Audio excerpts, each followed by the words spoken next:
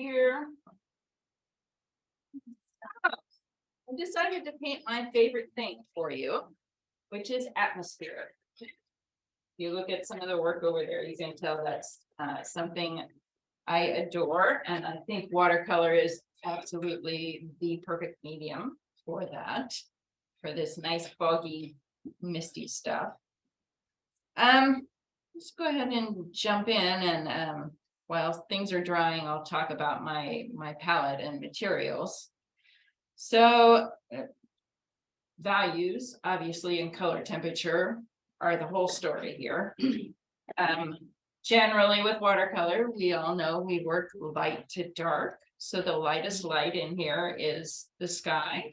And right off the bat, going to break that rule, because this background clump of trees, I want to be soft and to match with the background. I'm going to start with that and then bring my sky wash over it. Excuse me. So jump right in. My two favorite brushes. I love these Silver Brand Black Velvet. They're a squirrel synthetic blend, inexpensive, but they hold a great point and tons of paint. The other great brush, this is an Impresario, but Silver makes them also, a 1-inch oval wash, indispensable. So I'm going to start off just mixing kind of a cool greenish gray. I'm starting with some cobalt and some lemon yellow. And a little bit of quinacridone rose. I personally think the key to mixing natural looking greens is to always add some red. Generally, greens and colors in nature are more gray than you think they are.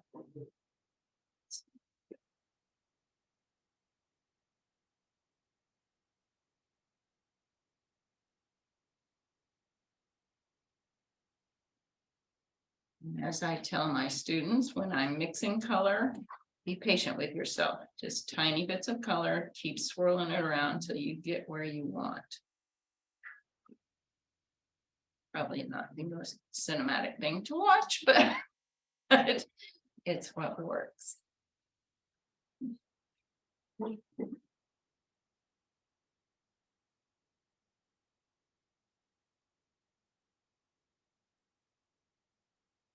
So you can see what I just did there. I put a tiny little spot down just so I could see what the color and the value are doing. And then I can adjust it a little bit as needed.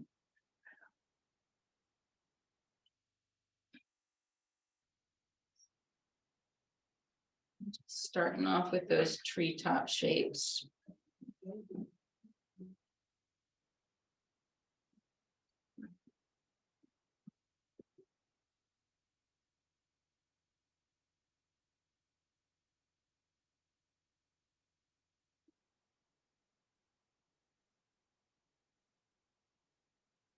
So I just want to get those edges in right along that top edge.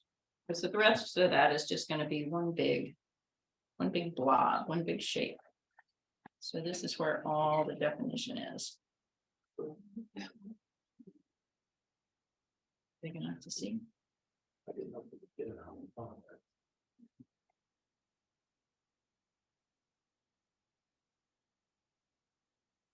And I think the primary thing to remember when you're doing tree line or trees generally is to try and keep them irregular.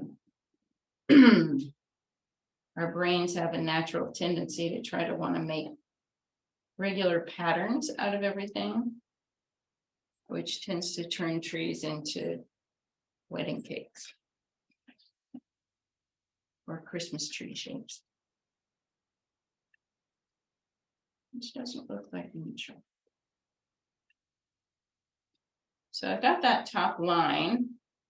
I don't know how well you can see, but that is a big sopping wet puddle. That is the key to everything.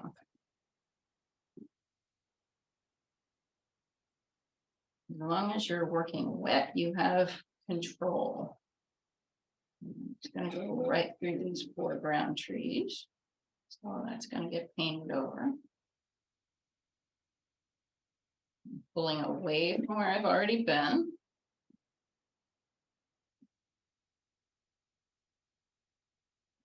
Kind of tip that a little, let some paint go down. So I painted this a little stronger than what I really want it to be, because again, I'm going to come back over with that next wash. A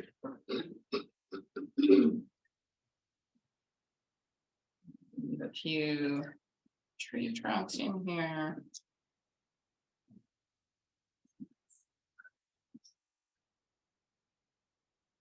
This is why you want a big brush with a nice point. Holds lots of paint. You can work very wet, but you can also do as much fine detail as you want.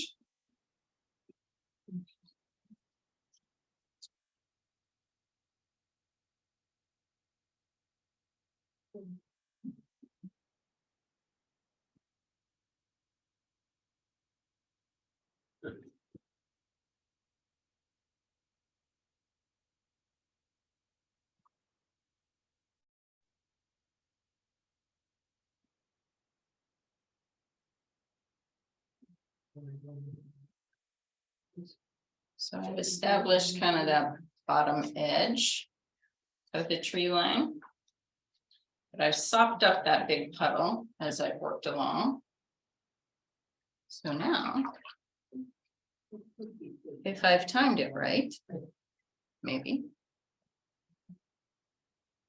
I can come back with that ground plane and that line will still hold a soft edge for me.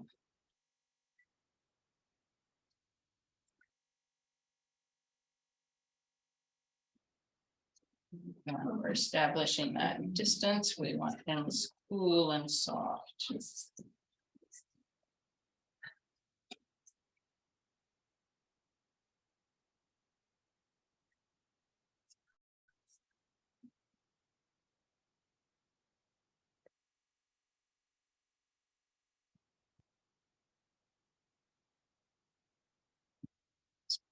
Out to a little dry brush.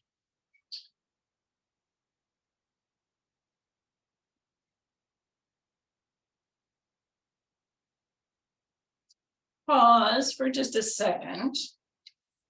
Let that dry just a little bit. Talk about my palette for a second. So I've got everything grouped by primaries, yellows, reds, blues. And generally I work with what's called a split primary palette. So I have a limited number of colors, generally a warm and a cool version of each primary color. So yellow, lemon yellow it's pretty much a pure yellow. So it would be a cool yellow. I'm going to use for my warm yellow, a quinacridone gold. You can see how much redder it is compared to the lemon. Reds, I'm using a quinacridone rose for my cool red. I don't know that this is such cool light in this painting. I probably won't even use the warm red, but a cad red light would typically be my warm red. Cobalt, again, a pure blue, so that's as cool as you can get. And I will later use ultramarine for my warmer blue. It has quite a bit more red in it than the cobalt. The comparison there. So that's kind of our starting point. All right, so sky wash. I'm going to use that same three colors I started with: the cobalt, the quinacridone rose, and the lemon yellow.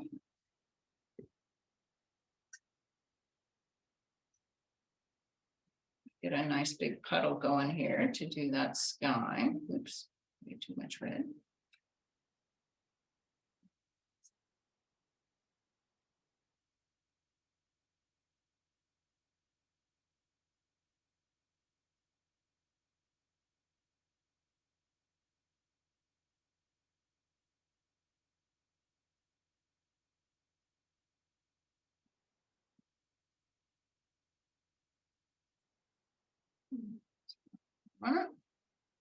So huge puddle, really load up my brush.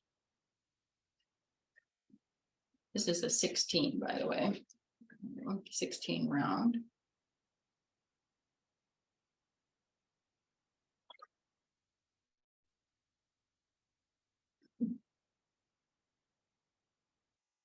So skies, as a general rule, will always lighten as they go down toward the horizon. We're looking through more and more of the Earth's atmosphere, get down toward the horizon.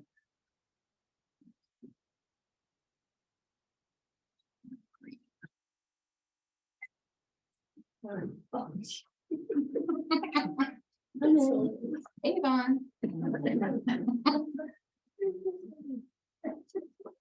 So a nice soppy wet wash here. Down the page.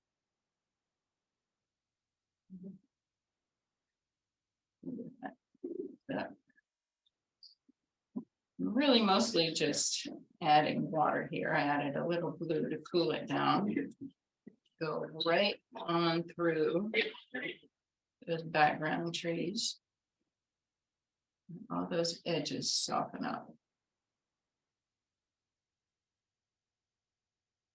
Almost disappear.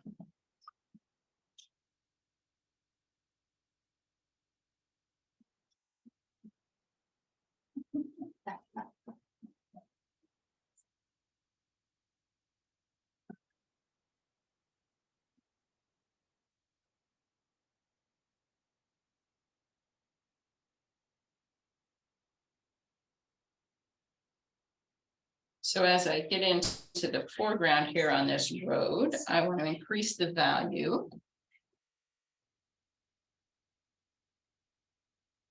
And warm it up a little bit. So I'm going to add a touch more red and yellow in there.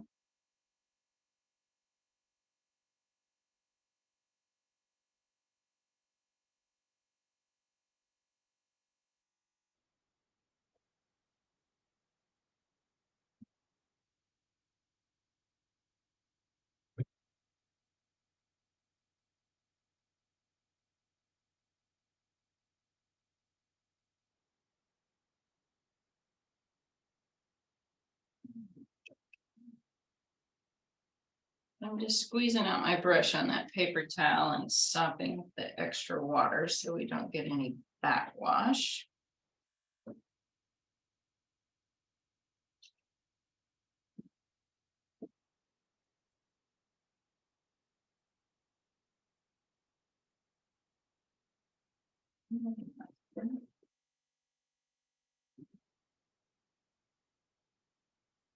And again, because this is super wet, I can keep playing.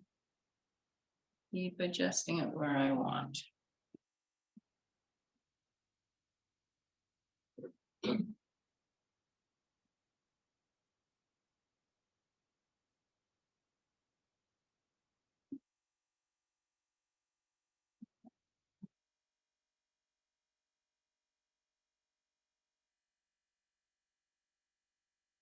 Hopefully right off the bat, we have a nice sense of depth already starting to happen.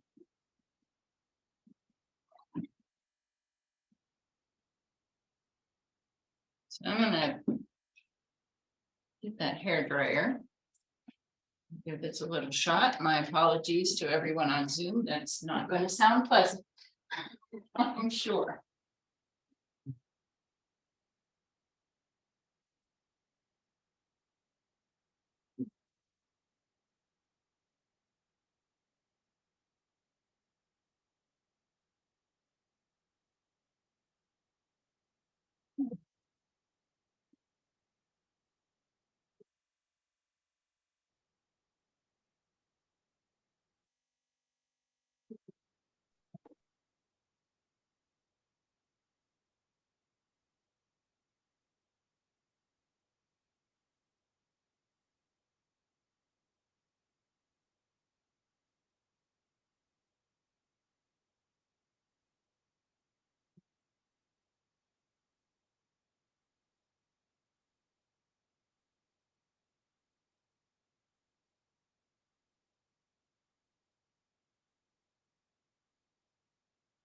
I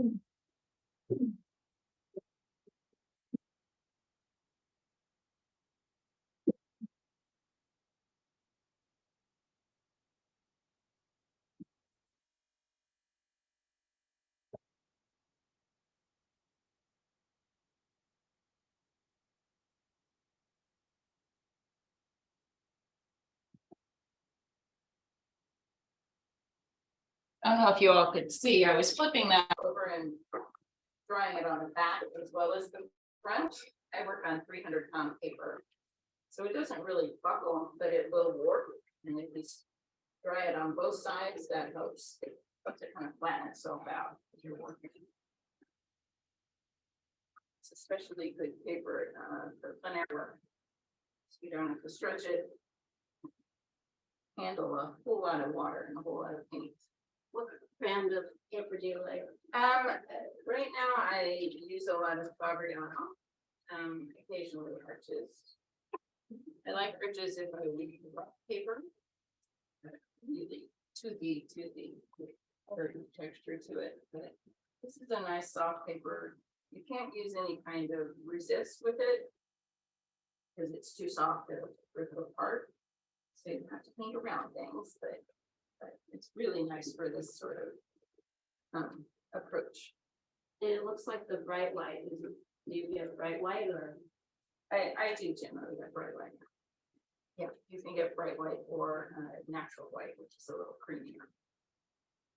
Okay, so we're just going to start working our way forward for the foreground. So I establish these trees.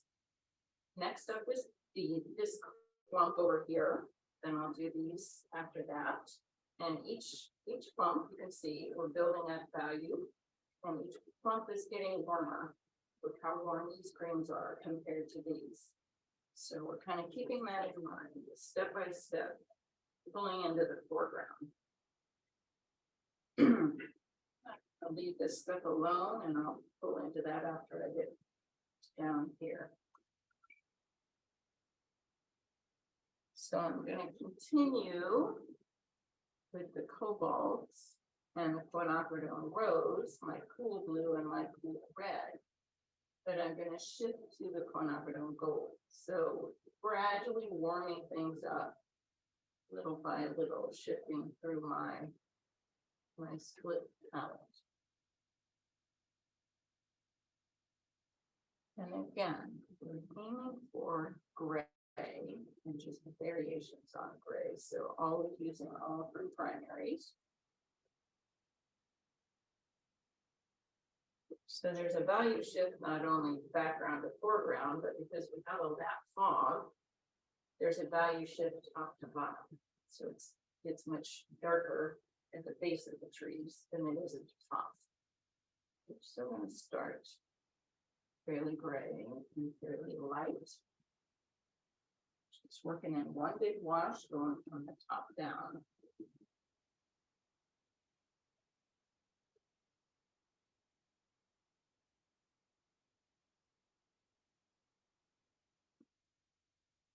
You see me swiping my paper towel a lot. If I have a little too much paint in the brush, give it a quick swipe to repoint the brush and take a little bit of the paint out.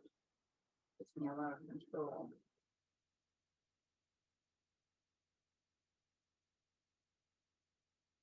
I like to kind of pull that central trunk down and kind of give me a guide as I'm working along. And again, always thinking about taking it irregular. I'm looking at the photo, but I'm not exactly copying the photo. That to give me just the general character of the tree as I'm going along. It's a little strong. I'll pull some of that up.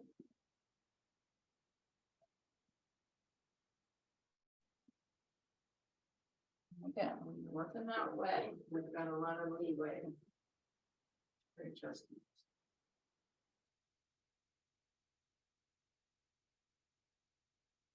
Mostly working up on the tip of the brush.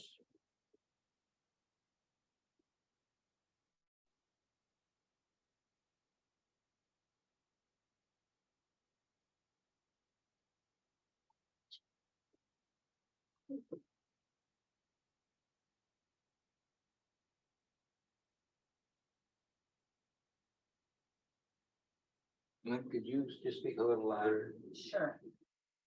I'll try. Thank you.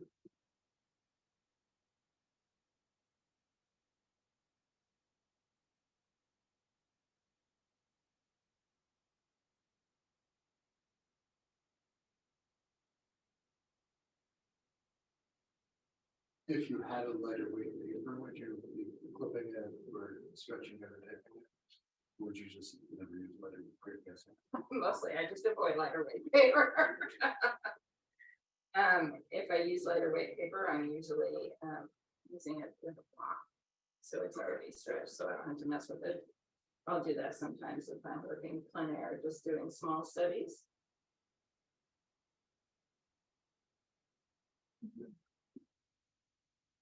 Once you get used to this heavyweight paper, it's hard to go back. Because it's so much easier.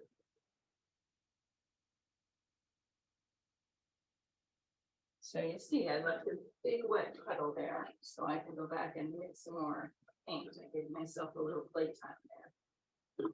Pull this up just a bit. Keep it flowing away from where I've already been. Watercolor, you're always fighting the backwash. That's always going to be the big bugaboo.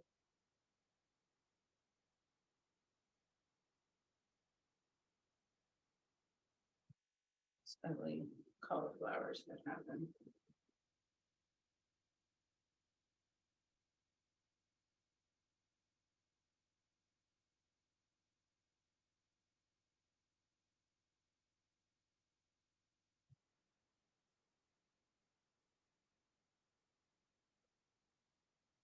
Starting to build up a little more value.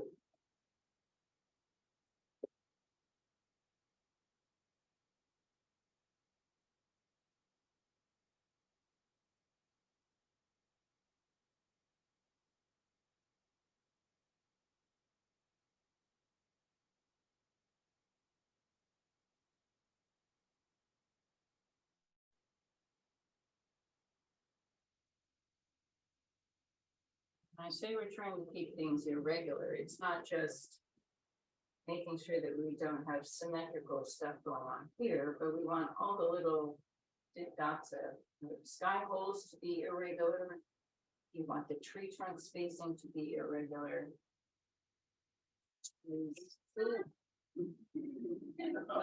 So now we have this.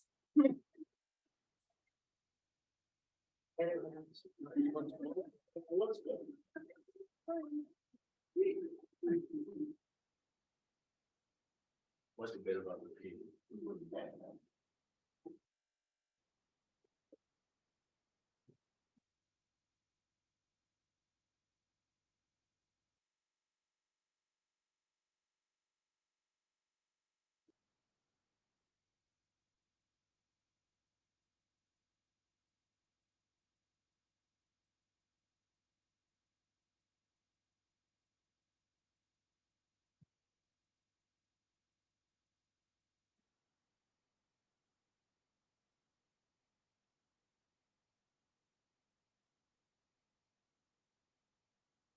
So in the photo, the tree trunks here at the base are lighter.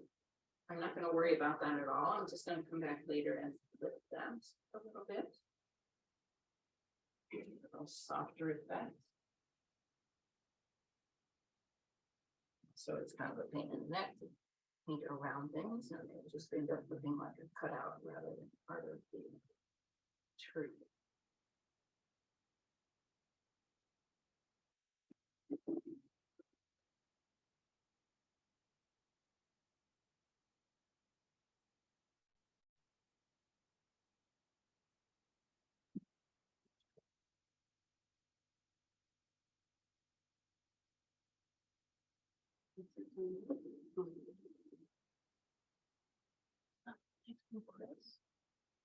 It's some little drainage on them.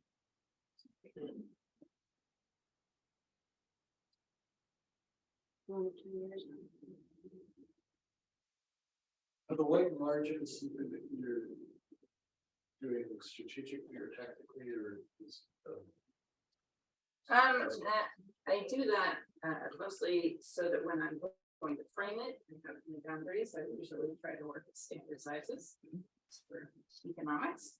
I used to take it all off and be very careful about that and less anal about it now, I guess.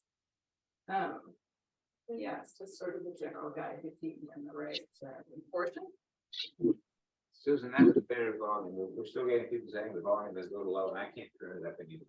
Okay, well, sorry, I tend to mumble when I start getting focused on painting. So I will try to be mindful. My apologies. So hopefully you can see that gradation from top to bottom. Trying to make it go up into that atmosphere. So we get down to the base. We've got just sort of some nondescript shrubbery down here, so I'm gonna just add a rough edge. And then we're gonna carry that into this background stuff.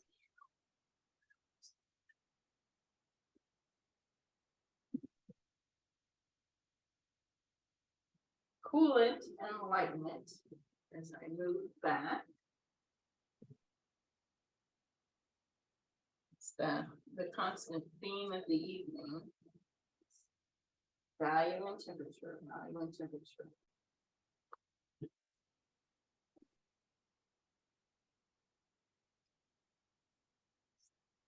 And wiping that brush on the paper towel and just pulling paint out rather than adding anything. So I'm just fading away here. Much like my voice.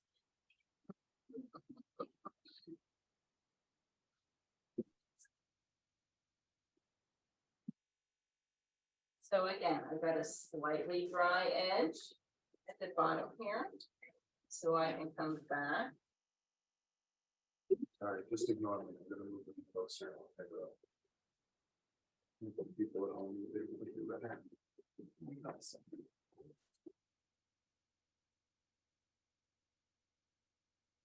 So I'm just touching along that wet edge with the tip of my brush and pulling away. So I'm not scrubbing it. I'm leaving just a little suggestion of an edge there.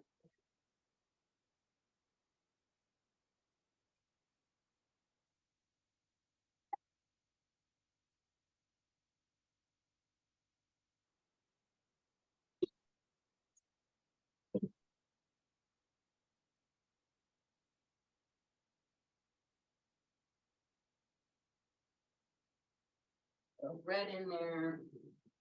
My third.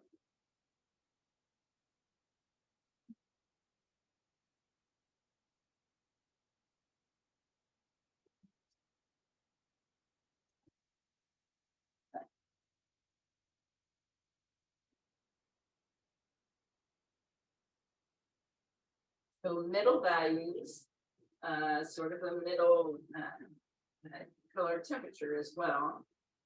And again, my gradation to keep us fading into the mist at the top. Help build that effect as we go along. So I'm going to shift to this major clump of trees over here. And it's going to be the big drama of the painting. I'm also going to switch to my another degree warmer, my warmer blue, my ultramarine.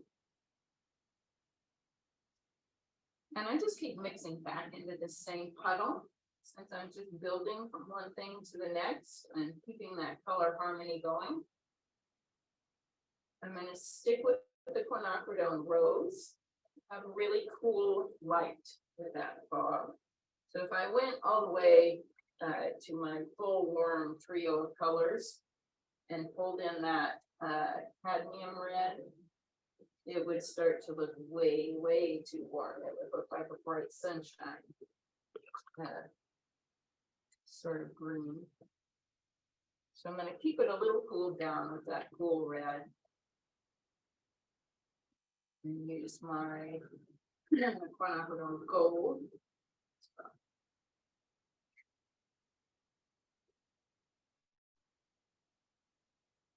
I have a pretty big puddle of paint to start with here, because that's a big tree, big long wash I have to put down. I need some time to work all those little branches.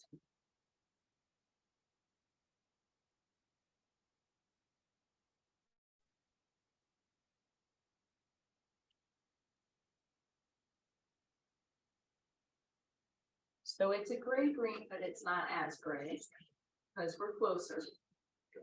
Closer you get, the more local color you're gonna see. Loaded up my brush. Same technique, one big wash for this whole clump of trees, working top to bottom. And again, trying to control that value from top to bottom, light to dark.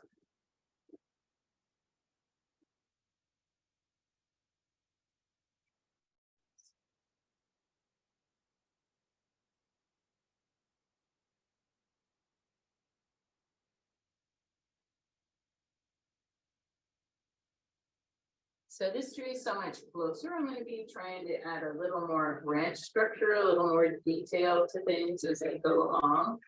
Can already see the difference. Gonna get a lot more lacy with this.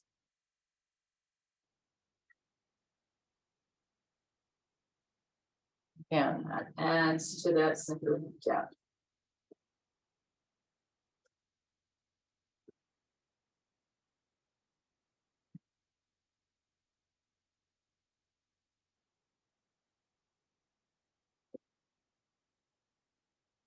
So you can see I generally start out a little darker than what I want and then pull it away, dilute it down a little as I go. It's a lot easier to wash it out. You're working along when you work this way.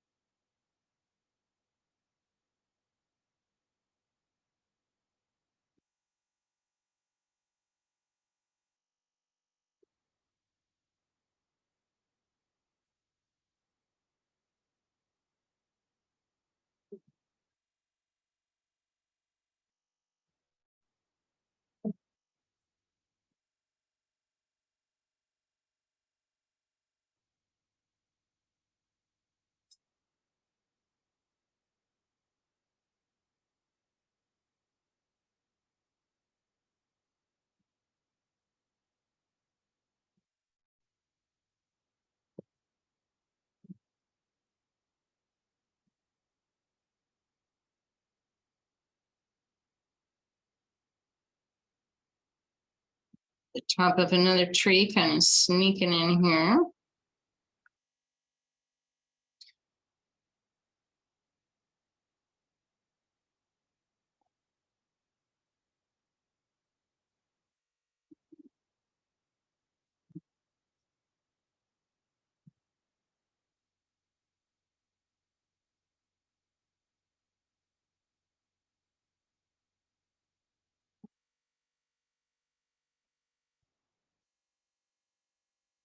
I didn't really talk about my pencil drawing before I started. I do a very light, very sketchy pencil line drawing on here before I start, but it's really more just as a placeholder. Just to mark out the composition. I don't really want to put heavy marks on there. Keep it with a very soft pencil, so you can erase it all up after you're done. Got a big puddle forming here. I'm just going to siphon that up so it's under control.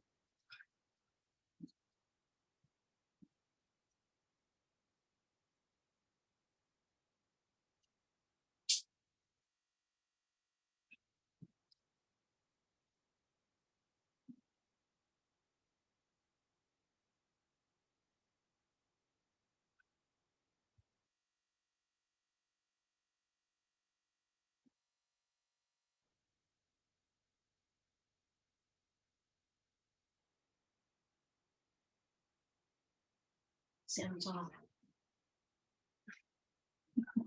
I wasn't saying anything.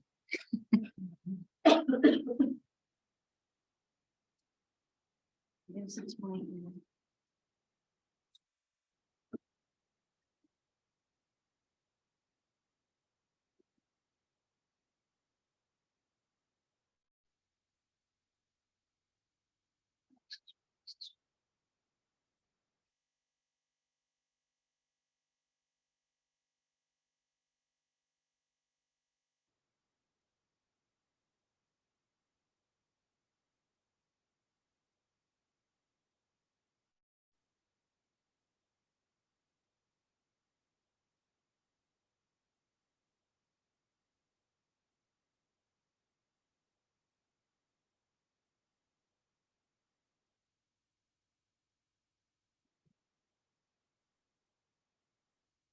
And again, I keep recharging this puddle so I can keep building value as I move down the page.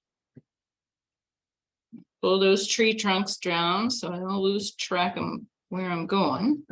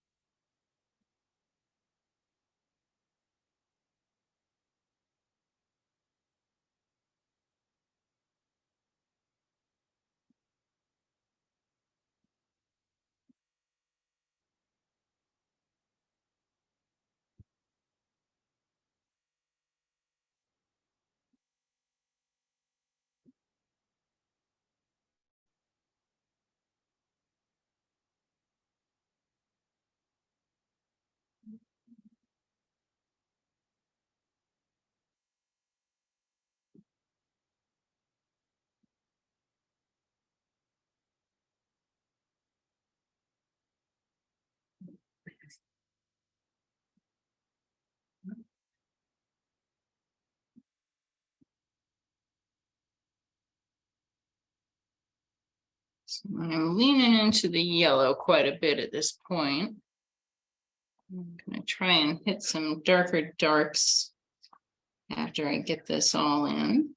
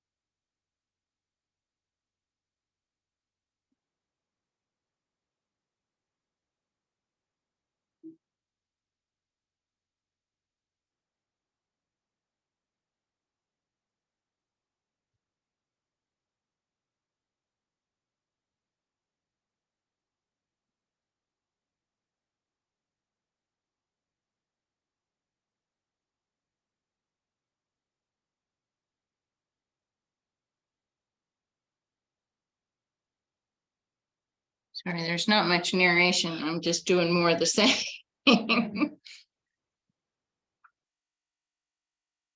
Carrying this further down. Do you work flat when you do plein air? For the most part, I usually have well, both in studio and plein air, I usually have it tilted at a slight angle. So maybe 30-degree angle. But plein air, I'm always standing. If I'm working on larger pieces in the studio, I stand. Okay, so I've got a nice, pretty flat wash there. But wet enough that I can maybe add some variation in here, make this a little more interesting. Like give a little dimension here.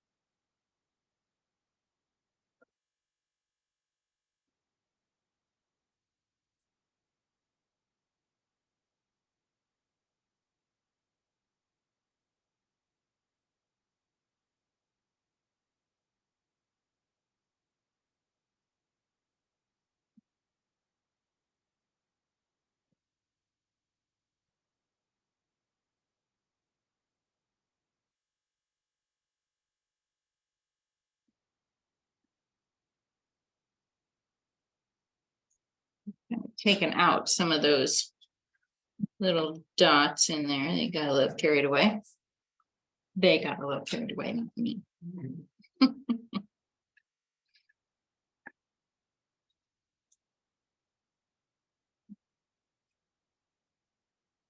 Okay.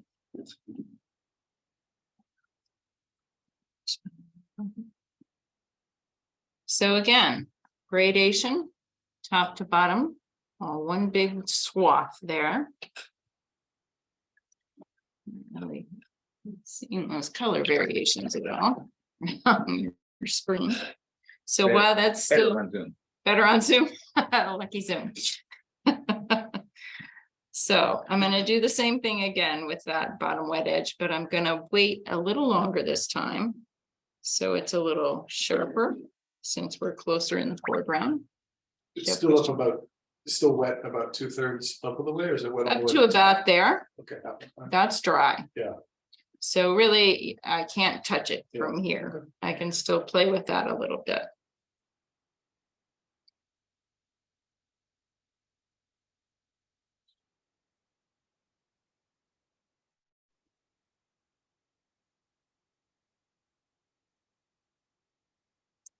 I'm just gonna lightly add in some lighter greens in this foreground. For this ground scrub.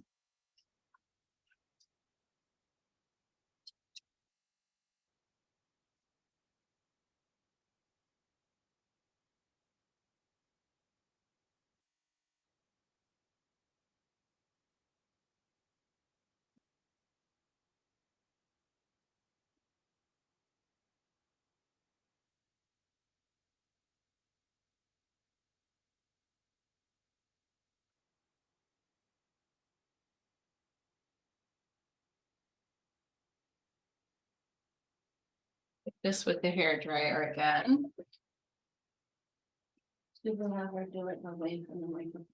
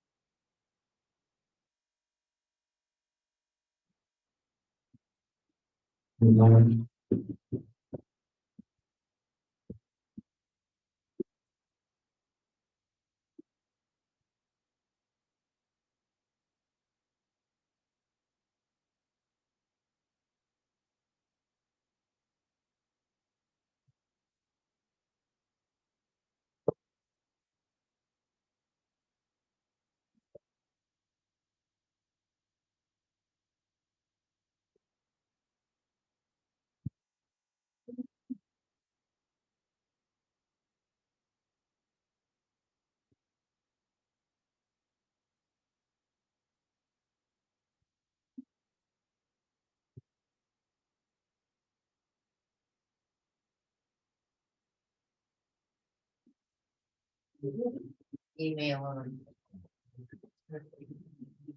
So there's a lot more color variation showing here than is showing up on your screen, to give you a better idea. Where are we on time? We'll take a break in about 10 minutes.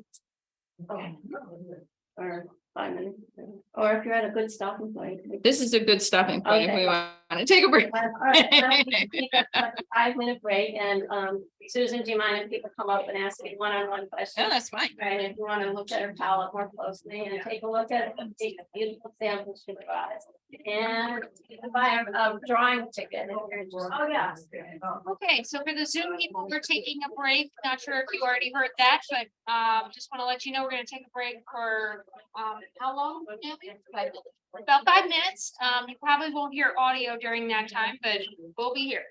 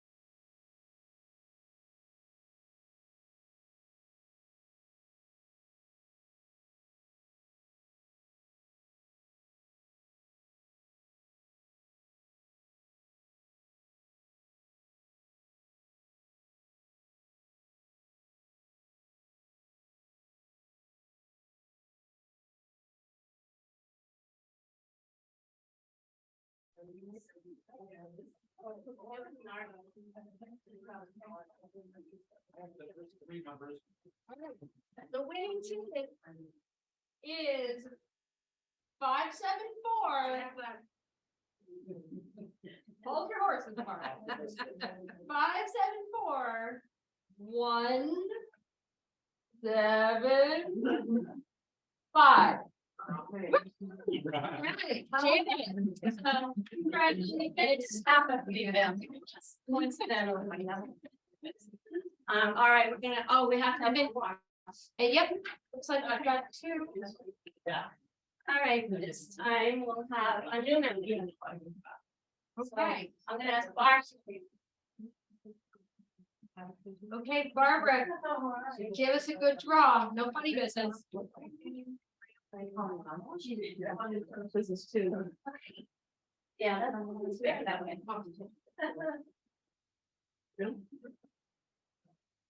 All right, now Mark, don't get excited in June this time, because it does again start with 574 190.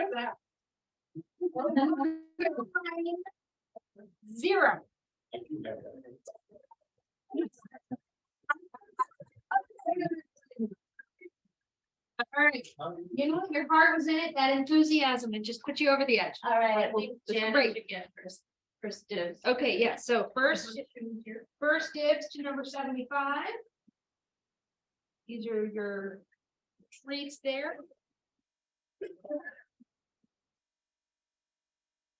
Thank you. Enjoy it. Thank you. very much. Oh, the picture?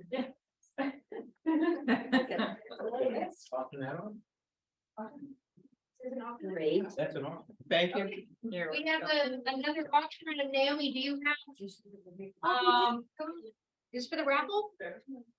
Okay. That's what Mark just said. Oh, really? Okay, sure.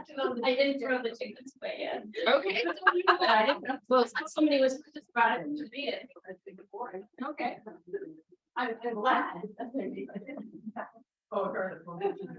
So this is a book that is called Big Magic.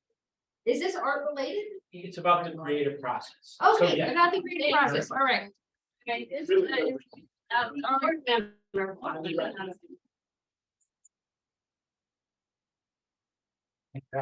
that's okay, all right,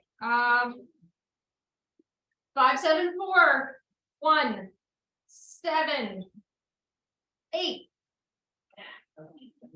Okay, Julie. And you should not feel obligated to pick it home. Maybe there's someone who really does want it.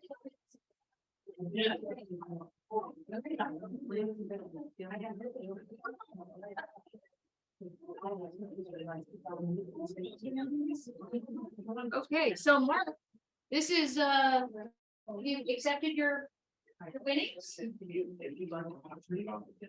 Oh. You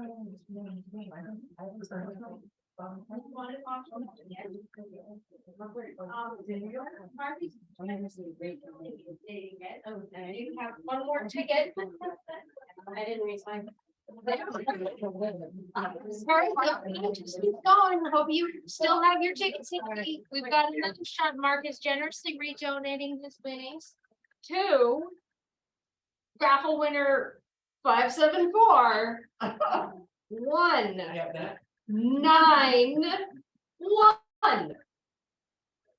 574 191.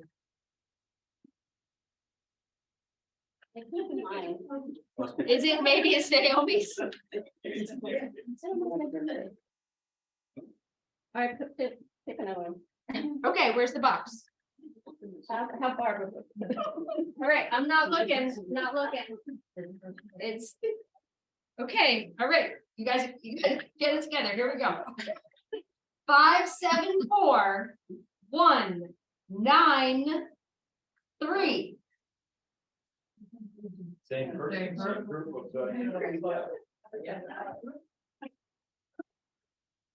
And I'm bringing up two this time, just in case.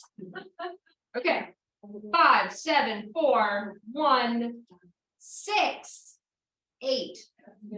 All right. Here we go. Enjoy this. Thank you. All right.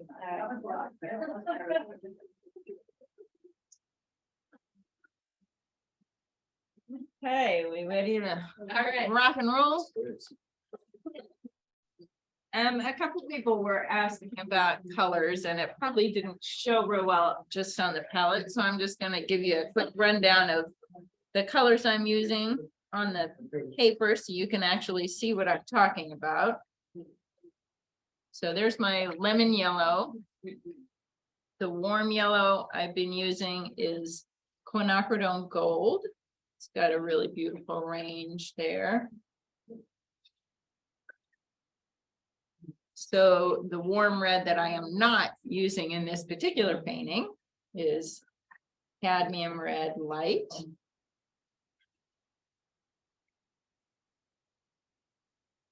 The cool red I'm using is quinacridone, oops, got a little blue in there. Quinacridone rose. It's almost a purpley red. Very cool. Got a lot of muck in my cobalt here. See if we can get a clean batch. My cool blue that has turned green because I've mucked it up is cobalt. Bless you. And my warm blue is ultramarine. Also a little murky right now. Do you have a preferred brand or do you mix them up? I have a few preferred brands depending on the color.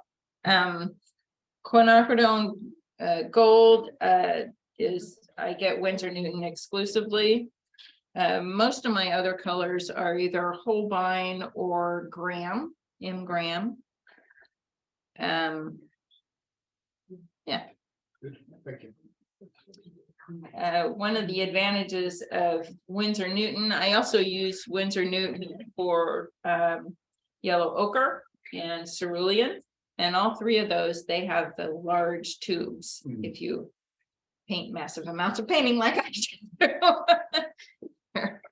They're great. That's the only company I know of that has those huge tubes. Okay, so this is dry, more or less dry. So we can kind of fuss with it at this point and add more detail, add a little more structure to the road. We've got one more tree over here I'm going to throw in. So it's in front of these, but we want it to set back from this. This is kind of our focal point. So it's going to be in between value and color temperature. I'm going to stick with that same trio of paintings. Same trio of paints, rather, paintings. So the ultramarine blue, the quinacridone gold, and the quinacridone rose.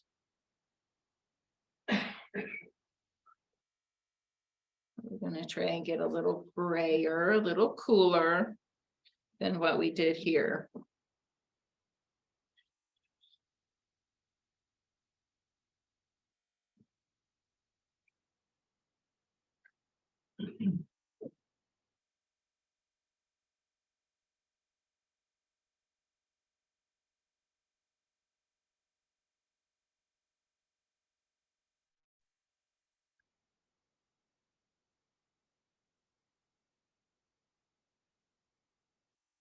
This one's just kind of sneaking in from the side. I'm not going to do the whole tree top to bottom. We've just got overlapping branches coming in here.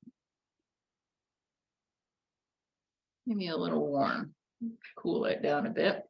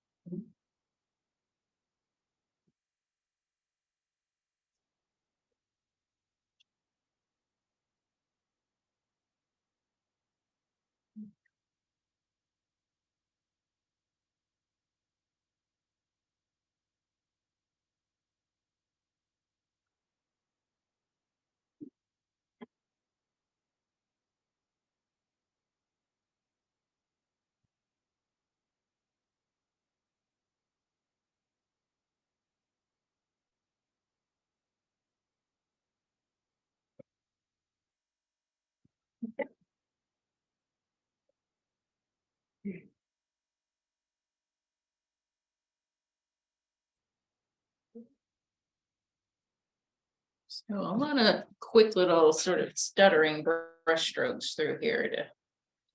This one is kind of all edges, since we are just showing the edge of the tree there. Don't really have the big mass of the body. A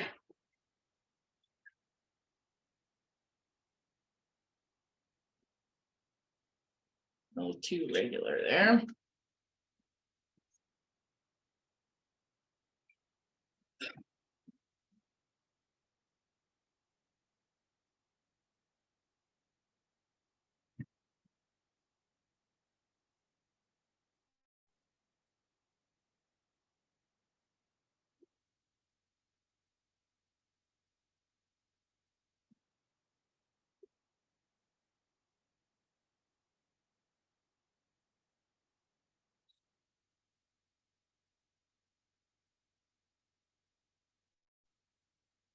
So building a value. I got a big puddle up here. It's starting to dry here and I've got a big puddle here. I want to squeeze out my brush and kind of siphon that up so it doesn't backwash. You have to kind of keep an eye on how things are drying as you're moving along. Easy to get away from you.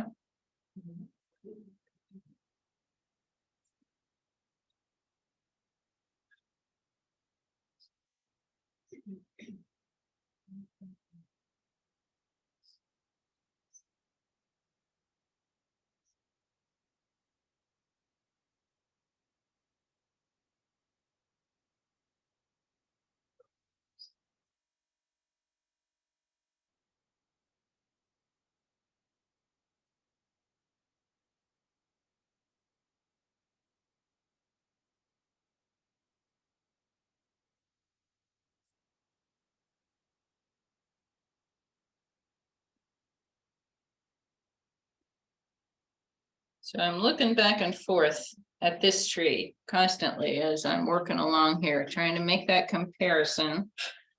Keep that balance of values going.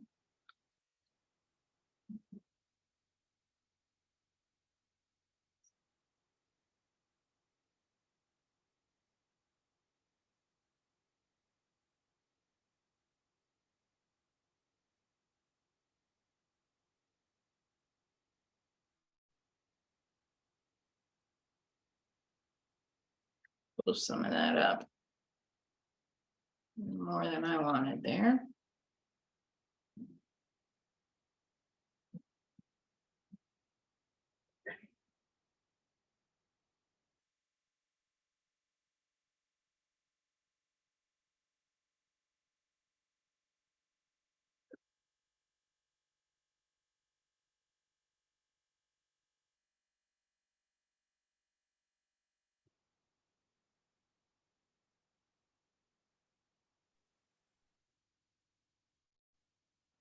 Susan, just to give you a heads up, about 15 more minutes. Okay, perfect.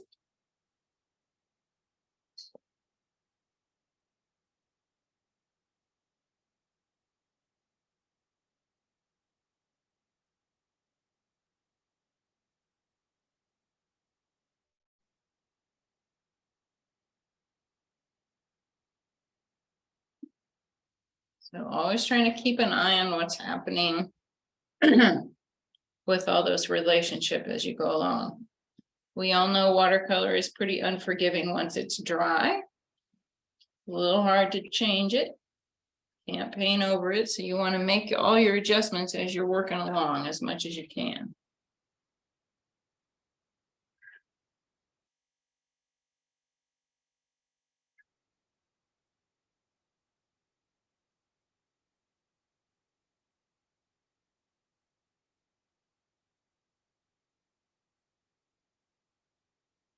Okay.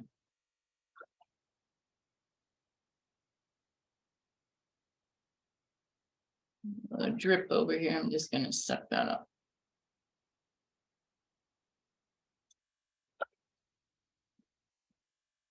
So we talked about those tree trunks over here. I'm gonna lift those back up. Rinse my brush out really well. clean, dry piece of paper towel. I'm just gonna go along here with that wet brush, clean wet brush. Very gently, very carefully lift up some of that paint. And blot it up.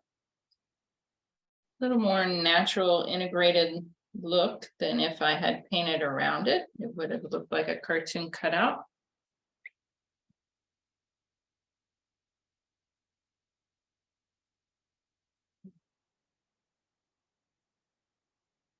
This will be an odd question, but do you only use a certain kind of paper towels? Because we've had a couple of artists say they only use one particular brand. Yes. I love Viva That's the brand, so you're not alone. because there's no texture. And it's also nice and thick and absorbent. But yeah, it doesn't leave little pock marks when you're lifting things up or pressing into it. They're hard to find though. They are. Walmart. Oh, really? I got mine at CVS. Really? Okay, this is useful. Hot tip, CVS. Yeah, they are kind of hard to find sometimes. As a fallback, I'll use Bounty because they're absorbent and nice and thick, but they have that less desirable texture. I also like them because they work for oils as well. They don't leave lint like a lot of them do. Similar to shop rags that a lot of people use for oil painting.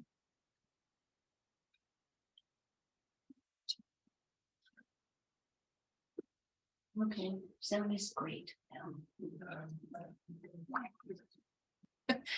The sound just needed a break like everyone else.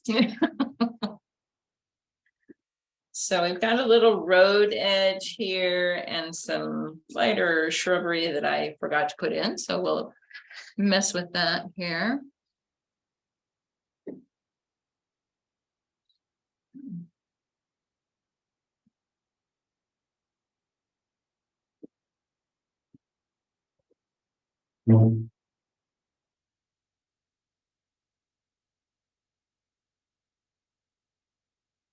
So I'm mixing up kind of a warm brownish gray for this road. You can mix anything with, 3 primaries. Brown, gray, green, whatever.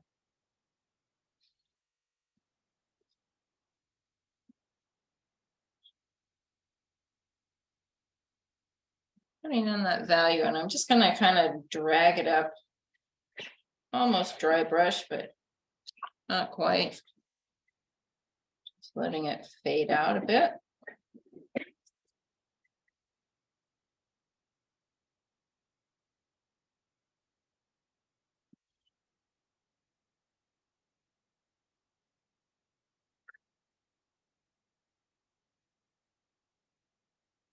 A little bit of background greenery here. I'm just gonna throw in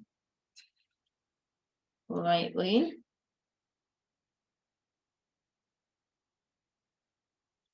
I switched to lemon yellow and cobalt blue, so this pushes back a little more.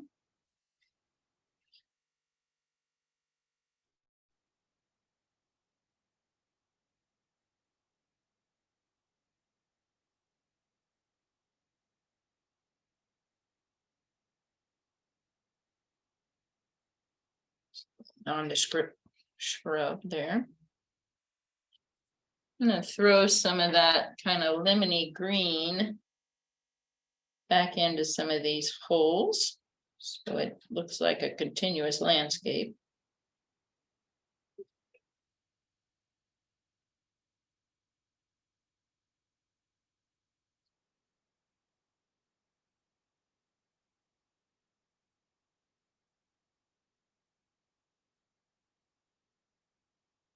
Again, trying to be a little irregular, not a flat line across there.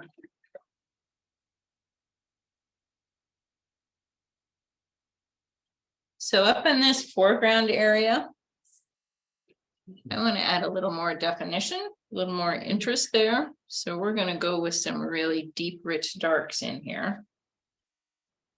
See what happens. So the one earth tone that I have on my palette is sepia. And I use that primarily for dark darks, just to punch up some really deep shadows. So I'm going to throw some sepia in with my mixture here. Just for a little drama.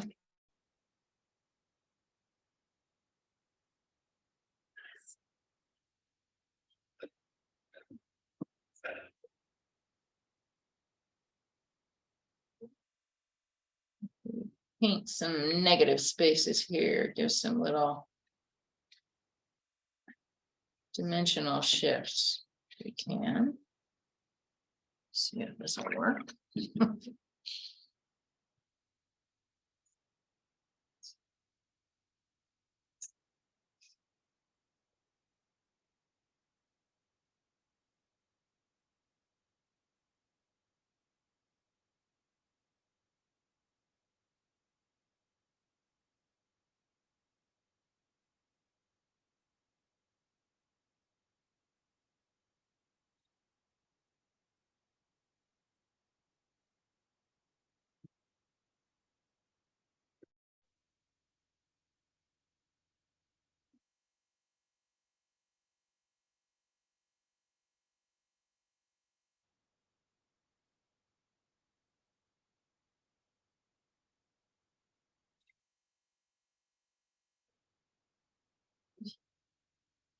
I'm right up on the tip of the brush, just kind of scribbling a little. Almost a calligraphy sort of mark.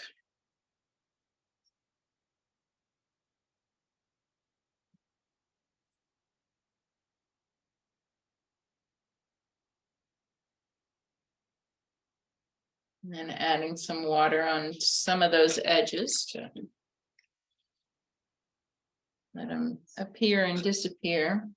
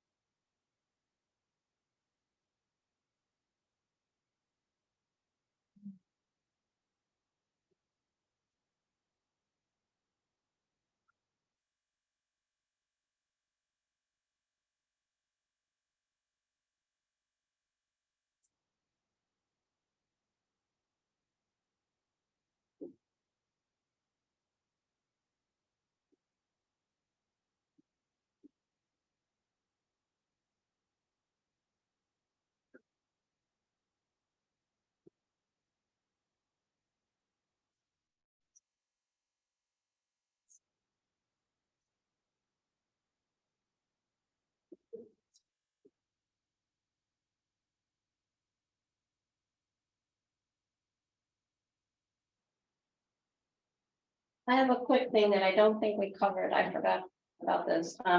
We offer an art scholarship every year for a deserving high school senior at Dedham High. And so if you have grandchildren or children or great grandchildren who might be interested, the deadline is May 1st. So if you're interested, I have a couple of flyers and they have to go to the guidance counselor and that's how they apply. And they would have to submit a portfolio of 4 examples of their artwork. And Susan, we have like 5 more minutes. Okay. Any other questions while I'm fussing around with this? I'm checking with the Zoom audience and they're very quiet. They couldn't hear it. They don't know. No, now they said the sound is fine now. Oh, good. Actually, the sound is great. Sound is great. Excellent. Well, I do have, I have a little once weekly email newsletter I send out where I talk about new work. Sometimes talk about my process or my travel experiences, whatever I'm fiddling around with in the studio. So I have a sign up list over there if you're interested in that. Every Friday, send that out.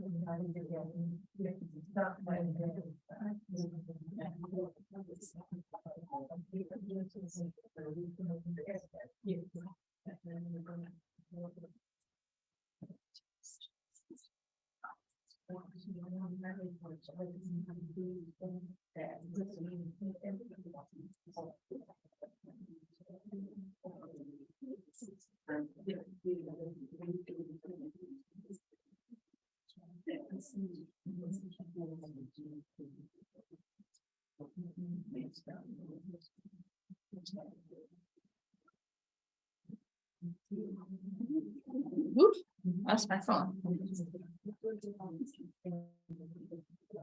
One more touch on here. Just gonna add a little dry brush into the foreground of that road to kind of pull that forward. It's a little something.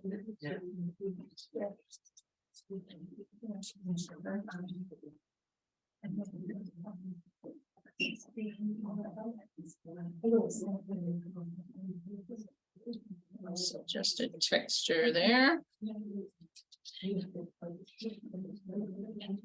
And I think we'll call it.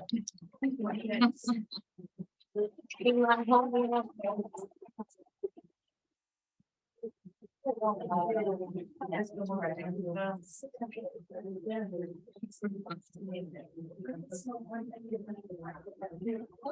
well, thank you so much, Susan, and thanks you. everybody for coming.